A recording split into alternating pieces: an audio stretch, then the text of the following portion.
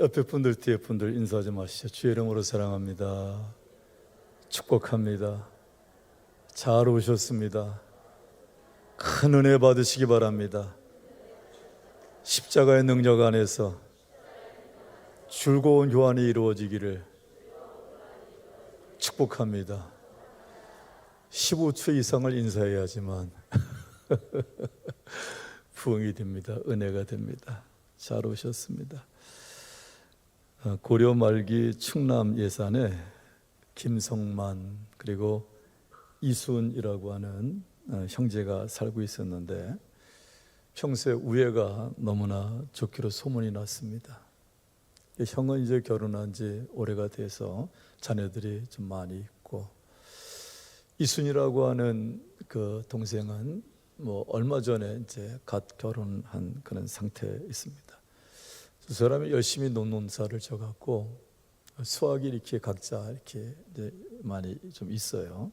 근데 형이 자다가 생각해 보니까 동생이 결혼한 지가 얼마 안 됐는데 살림살이도 준비해야 되고, 그러니 야, 이거 내가 어떻게 도와줄까 하다가 자기 논에 가서 볕단을 쥐고 동생 볕단에 옮겨준 거예요. 예. 근데 같은 날인데 시간이 지금 어긋났어. 동생도 가만히 생각해 보니까 형이 자녀들도 많은데 얼마나 힘드실까. 그래서 자기 볕단을 갖다가 또 형 볕단에 옮겨주고, 그 다음 날 보니까 서로 형제가 보니까 나름 옮겼는데 뭐 티가 안 나요. 그래서 무슨 생각을 했는 거니, 아가 내가 덜 갖다 준 것 같다. 오늘 밤에는 좀 몇 찌개 더 많이 갖다 줘야 되겠다. 그런 마음을 가지고 이제 그 밤에는 어떻게 우연치 않게 같은 시간대에 움직이다가 딱 형제가 만난 거야. 그러니까 형제의 그 마음을 알고 서로 막 부둥켜 알고 안고 막 울었다고 하는. 근데 처음 듣는 표정들 같아요. 잘 아시죠? 지가 초등학교 아니고 국민학교 다닐 때 그때 있었던 이야기인데, 예? 지금도 그 얘기 있나요? 지금 없어요? 예, 어쨌든 충남 예산에 가보면요, 그 의 좋은 그런 형제 공원이 지금 있다고 그래요. 예. 근데 오늘 본문을 보게 되어지면 이 형제하고는 딴판에 또 형제 이야기가 나옵니다. 예. 여러분, 이 누가복음 15장 말씀은 너무나 잘 아시죠?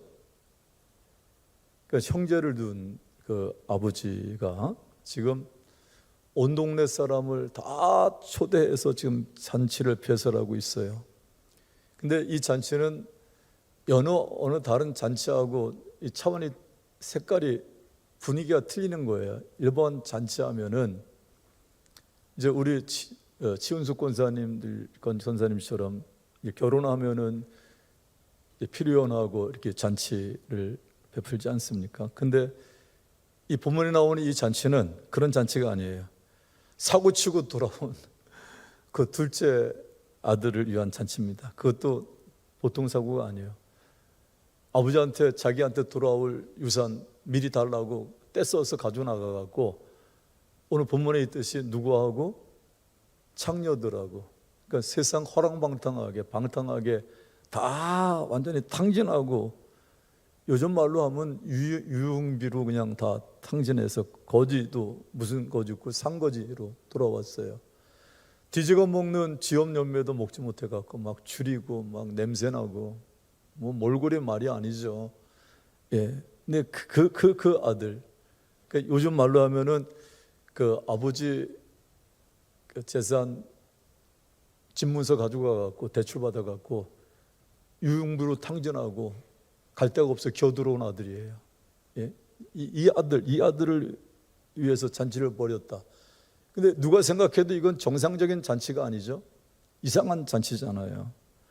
근데 성경에 보니까 살찐 송아지라고 나와요. 그러니까 포동포동한 예, 이 송아지를 잡아갖고, 송아지를 잡았다고 하는 건 송아지뿐만 아니라 뭐 산의 진밑 상다리가 뭐 부러지도록 차렸겠죠. 막 이렇게 좋은 포도주도 막 내놓고 동네 사람들 불러갖고 막 잔치를 벌입니다. 보니까 제가 상상해 보니까 그 동네 사람들이 오래간만에 안심 스테이크도 쓸고 뭐 등심 스테이크도 중에 쓸고 막 그야말로 너무나 행복한 그냥 춤추고 풍하게 울리고 막 그랬다고 돼 있잖아요. 예.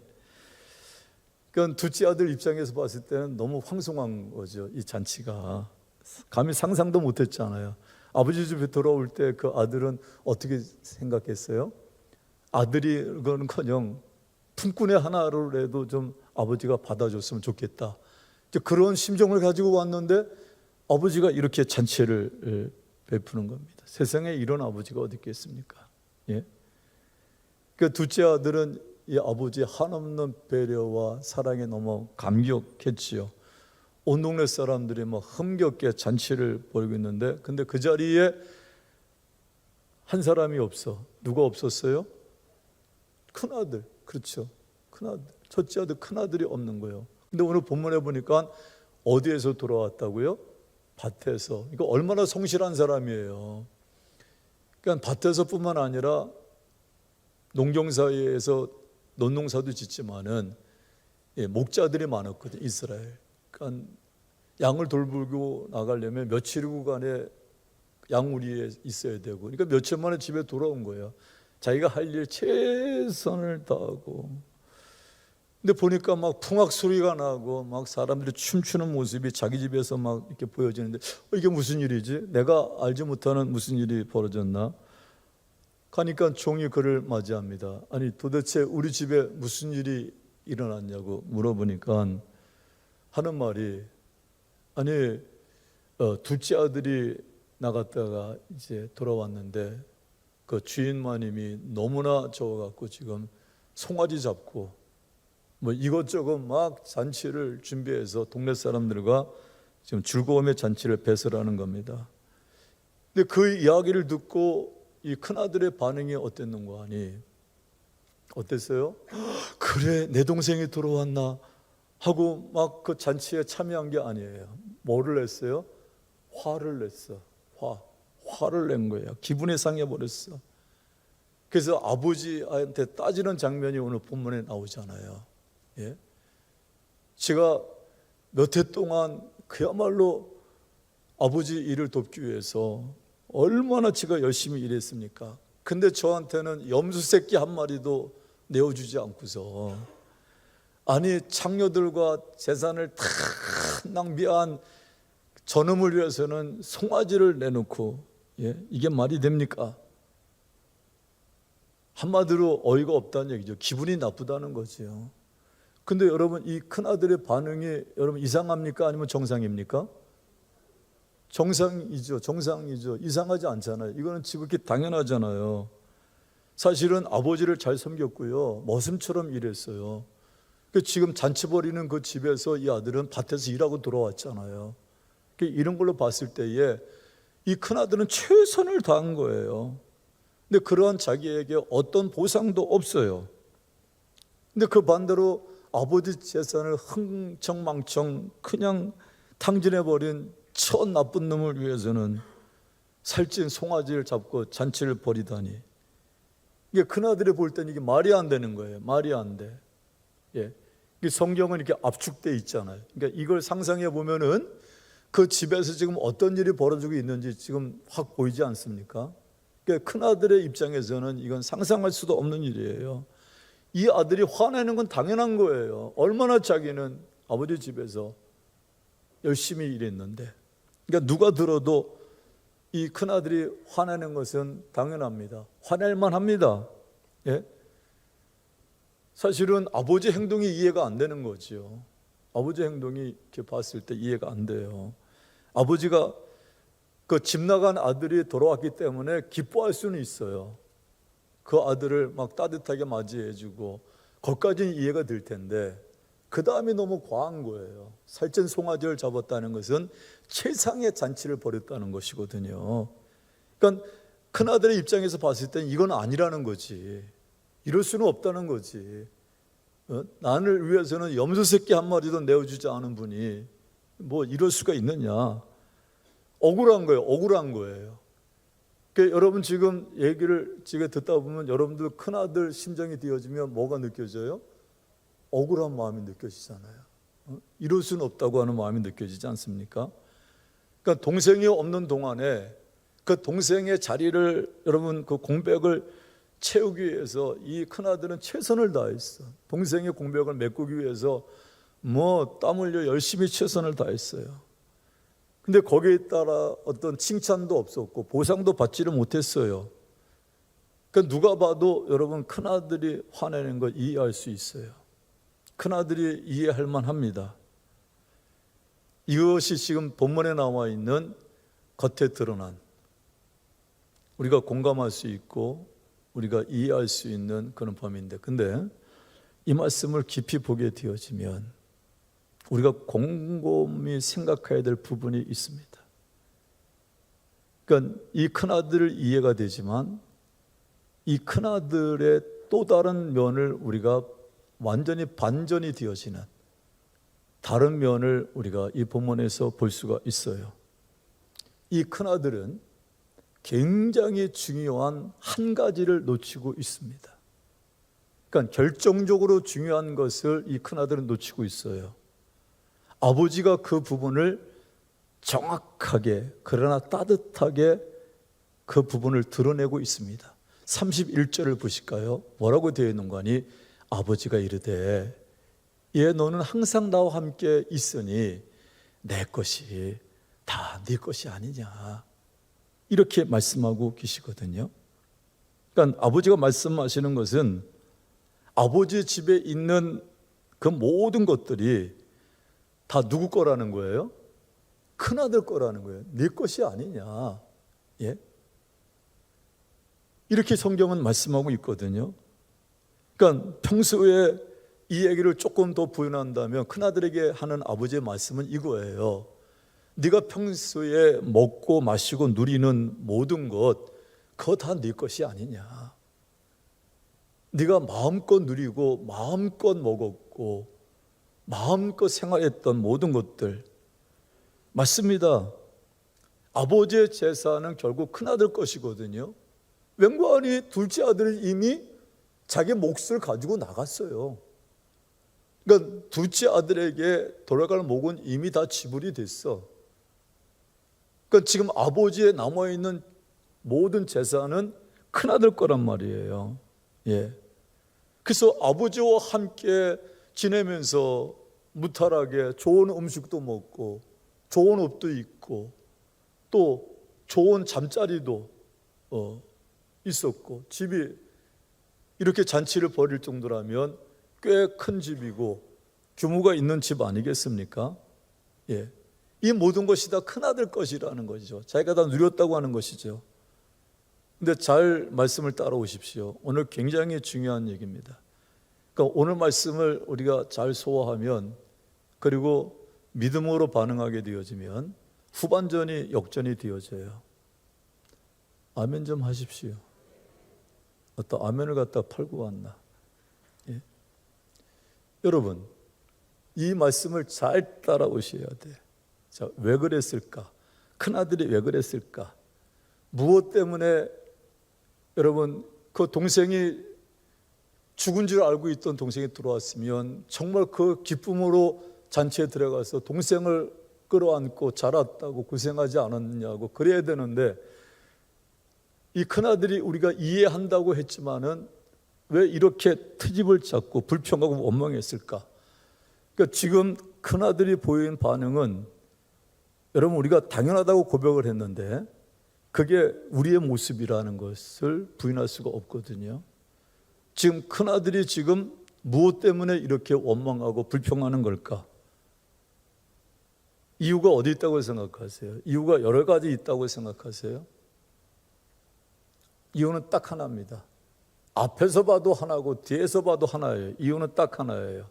이 큰아들에게는 이미 제가 앞에서 선지식을 드렸어요. 아버지와 좋은 것을 다 누렸어. 평상시에 모든 것을 일상에서 다 누렸어. 근데 이 아들은 일상의 감사를 잃어버린 거예요. 자기가 지금 생활하는 것이 얼마나 감사한지를 잃어버렸어요. 깨닫지 못했어요. 감사를 잃어버렸기 때문에 동생에 대한 형제애가 상실이 됐습니다. 감사를 잃어버린 삶이 얼마나 초라한 삶인가를 본문은 우리에게 보여주고 있거든요. 감사를 잃어버렸기 때문에 아버지에 대해서 원망과 불평이 가득합니다. 감사를 잃어버렸기 때문에 자기가 지금 아버지 것을 마음껏 누리면서도 감사를 잃어버리니까 부당한 대우를 받고 있다고 불평하잖아요. 감사를 잃어버리니까 여러분, 모두가 즐거워하는 자리에 자기 혼자만 그 자리에 들어가지 못하고 소외된 자가 되고 말지 않았습니까? 이거 지금 엄청난 얘기를 하는 거예요.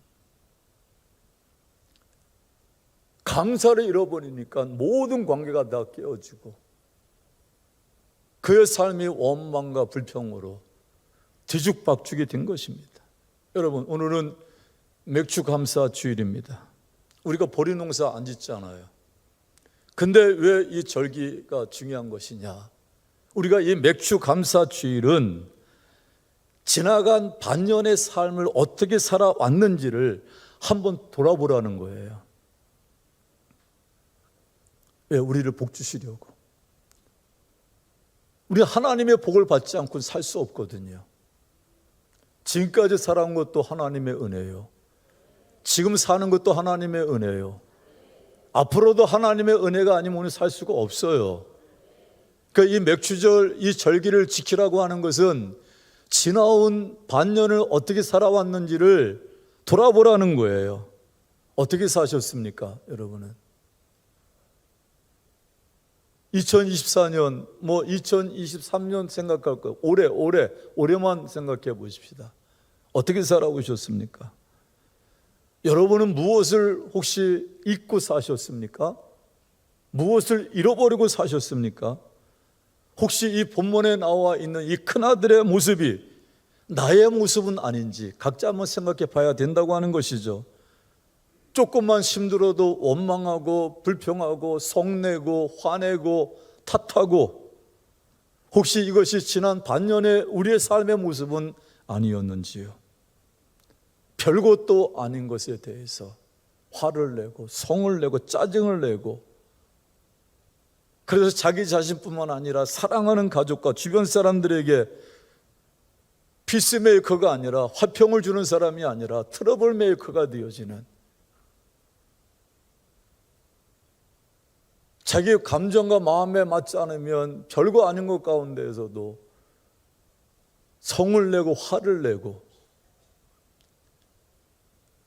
기분이 좋을 때에는 애들에게도 따뜻하게 받아들이다가 자기 기분에 안 맞추면 버럭 소리를 지르고 애들이 종잡을 수가 있어야지. 부부관계도 그렇고 말이죠.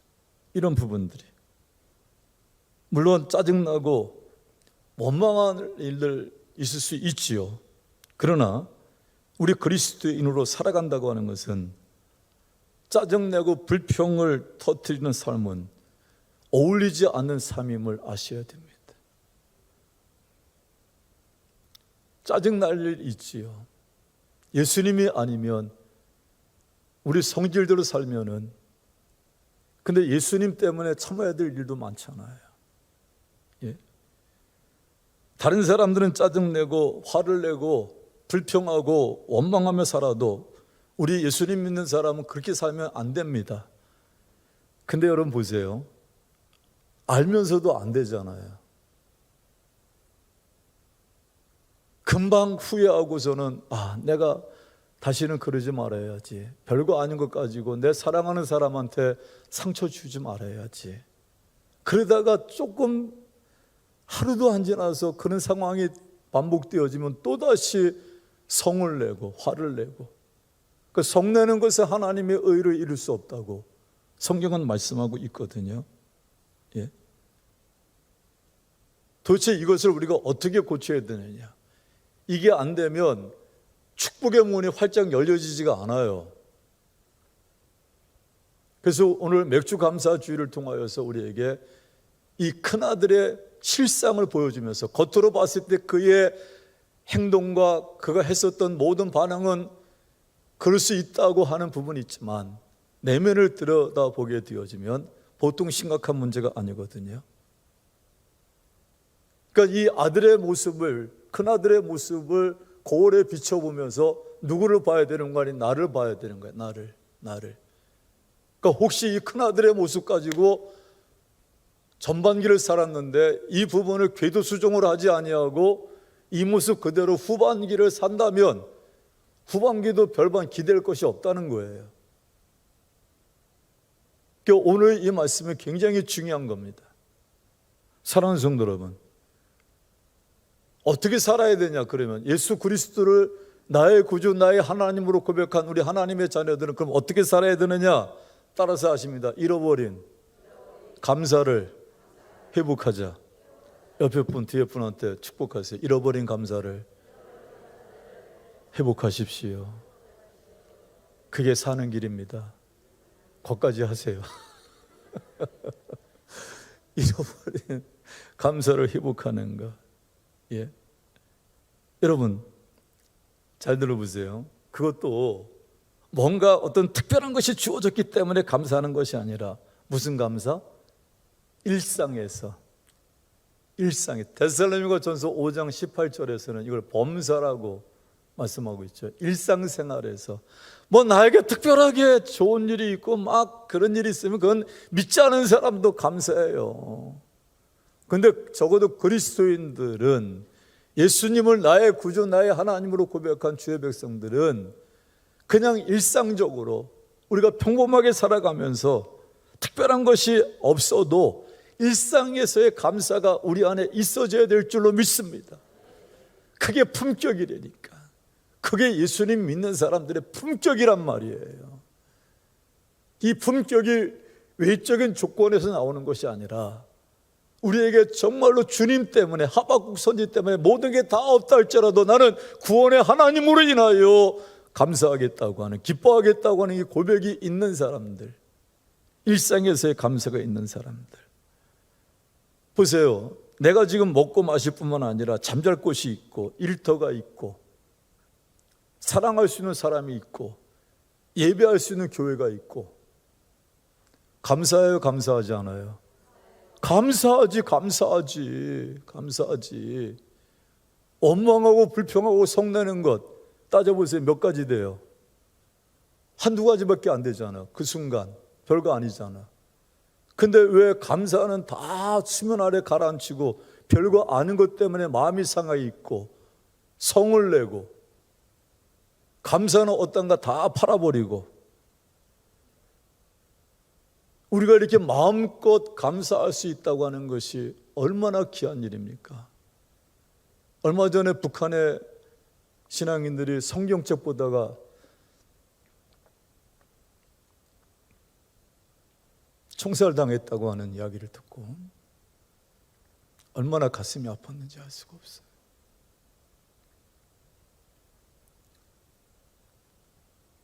지금 세계에서도 여러분 예수님 믿는 것을 생명 걸고 인도네시아 같은 경우에도 예배드리는 곳에 막 폭탄을 던져서 뉴스가 나오잖아요.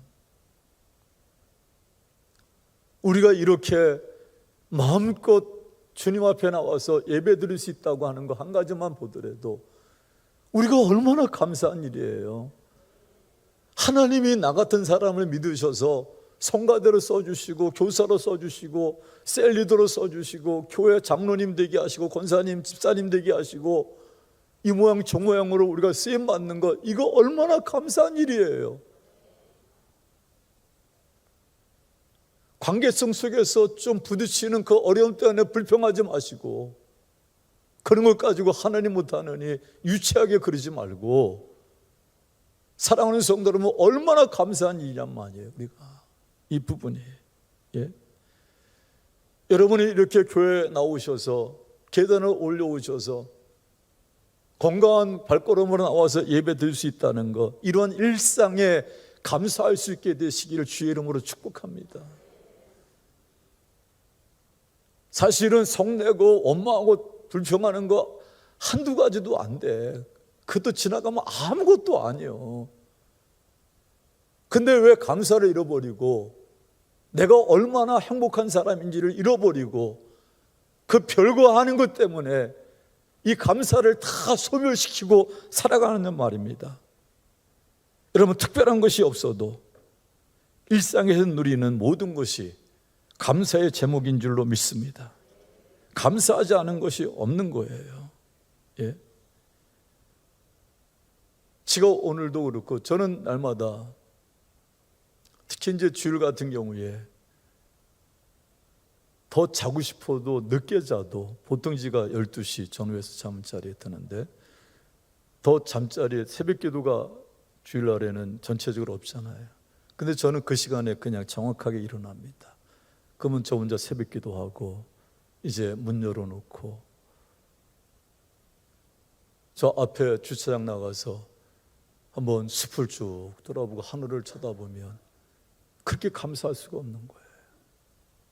그리고 들으면서 정수기에서 물 한 컵 마시면서 물 마실 수 있는 것도 얼마나 감사합니까? 예. 신선한 아침에 여러분 창문을 열고 그 아침 공기를 마실 때 얼마나 감사해요. 온 천지가 하나님이 만드신 것인데 거기서 내가 마음껏 모든 것을 누리고 있는 이 일상이 얼마나 하나님의 은혜인데 이것을 어찌 감사하지 않을 수가 있겠냔 말이에요. 예? 그래서 우리는 바울의 고백처럼 데살로니가서 5장 18절에 있는 것처럼 범사에 감사하라. 이는 그리스도 예수 안에서 너에게 향하신 하나님의 뜻이라. 할렐루야. 한 풍자적 기독교 작가가 어린이를 위해 쓴 동화집에 참새와 물새의 대화라고 하는 책이 있습니다. 근데 어느 날 물새가 참새에게 물었어요. 참새야, 저 아래 땅에 저 인간들 좀 봐봐. 저 호적거리고 조금만 뭐해도 싸우고 다 불평하고 그냥 자기가 옳다고 큰소리치고 아우성치고 아니 쟤들 왜 이리 저렇게 산대? 하고 물새가 참새한테 물어본 거예요. 그랬더니 참새가 이런 말을 합니다. 물새야, 아마 쟤네들은 우리들처럼 우리를 돌보시는 하나님이 없나 보지? 굉장히 생각할 부분이 있는, 하나님 믿는 주의 백성들이 참새만도 못하면 쓰겠습니까? 예? 쟤들은 우리를 돌보시는 하나님이 없나 봐. 우화적인 얘기지만, 동화 속에 나오는 얘기지만 하나님께서 우리를 돌보시고 하나님께서 우리의 삶을 책임져 주시는데 믿으십니까? 사랑하는 성도 여러분, 하나님은 공중의 쌀도 먹이시고 들의 백합화도 입히십니다. 그렇기 때문에 우리가 살아가는 지금 삶의 현실이 어려운 거 맞아요. 힘든 거 맞아요. 가면 갈수록 우리 때보다도 우리 자녀 때가 더 힘들 겁니다. 환경적으로나. 특히 우리나라 같은 경우 지금 저출산에다가 이 아이들이 걸머져야 될 사회적인 짐은 어마어마할 겁니다. 정치, 경제, 사회, 문화, 국방 어느 곳 하나 온전한 곳이 없을 정도로 지금 대단히 힘들고 어려운 시대 속에 살아가는 건 맞아요. 그런데 그 상황 속에서도 우리 귀한 심령들은, 예수 그리스도를 믿는 주의 백성들은 전혀 동요하지 마십시오. 반드시 하나님이 도와주실 줄로 믿습니다. 하나님이 함께 해주실 줄로 믿습니다. 그것이 눈에 보이는 표면적인 모습이지만 거기에서 감사를 잃지 않으면, 그 가운데서도 감사하며 살아갈 때 하나님께서는 반드시 우리의 삶을 붙드시고, 역사가 위기 아닌 역사가 없었어요. 아담과 하와가 범죄한 이후에 이 인류에 고난과 역경이 없었던 시대는 없었어요. 다 자기들이 살아가는 그 시대가 가장 어려웠다고 생각하고 있었어요. 근데 그때마다 하나님은 책임져 주셨고 함께 해 주셨고 도와주셨습니다. 우리 믿음의 선진들을 객관적으로 되돌아보면 우리보다 더 어려웠어요. 더 힘든 세상 속에서 삶을 살았어요. 그러나 그들은 절대로 절망하거나 낙심하지 아니하고 하나님의 은혜에 감사하며 살았어요. 순교를 앞둔 로마 감옥에 처박혀 있었어요. 세상 표현을 본다면. 그러한 가운데서도 빌립보 교인들, 감옥 밖에 있는 사람들 향하여서 기뻐하라고, 다시 말하노니 기뻐하라고 외쳤던 것이 우리 믿음의 선배들이 보여주신 신앙의 모습인 것입니다. 그들은 이렇게 찬양하지 않습니까? 지금까지 지내온 것 주의 크신 은혜라, 한이 없는 주의 사랑 어찌로 말하랴. 자나깨나 주의 손이 항상 살펴주시고 모든 일을 주 안에서 형통하게 하시네. 다 같이 한번 하십니다. 지금까지 지내온 것 주의 크신 은혜라, 한이 없는 주의 사랑 어찌로 말하랴. 자나깨나 주의 손이 항상 살펴주시고 모든 일을 주 안에서 형통하게 하시네. 믿으시면 아멘.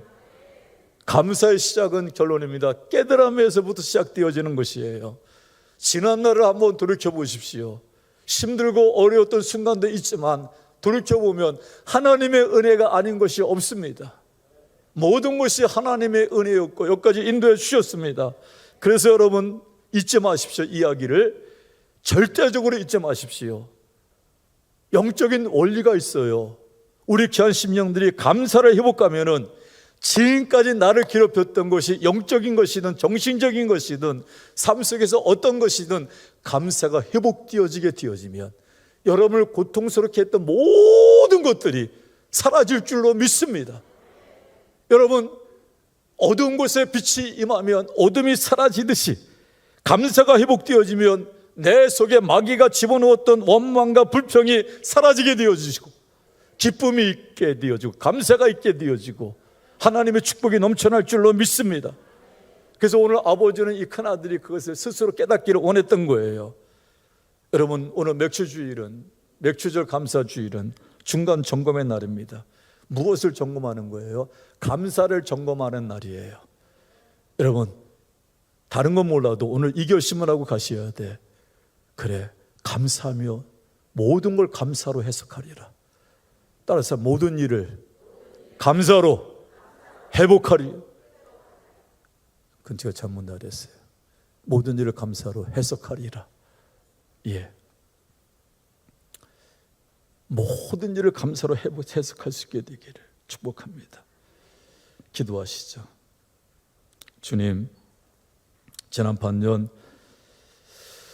우리가 정신없이 살다가 혹시 감사를 잃어버리고 살지는 않았는지, 그래서 조그만 일에도 원망과 불평을 쏟아내며 살지 않았는지 회개하게 하시고 이제 결단하게 하시되 남은 6개월 감사합니다, 감사합니다, 감사하며 살게 하여 주시옵소서.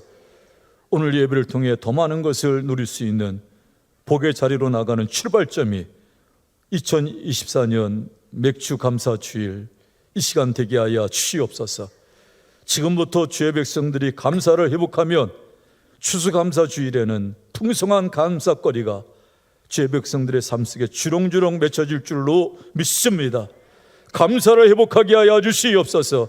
감사가 회복될 때에 주의 백성들을 괴롭히는 어떠한 영육 간의 어떠한 문제도, 주의 백성들을 괴롭게 하는 어떠한 악한 세력도, 어떤 고통도 주님은 사라지게 하시고 감사가 회복되어질 때에 기쁨과 행복으로 가득하게 하여 주실 줄로 믿사옵고 감사하며 살겠다고 하는 모든 상황 속에 범사에 감사로 해석하며 감사로 받아들이겠다고 하는 결단이 무너지지 않도록 성령님 붙잡아 주시옵소서. 예수님의 이름으로 기도드리옵나이다. 아멘.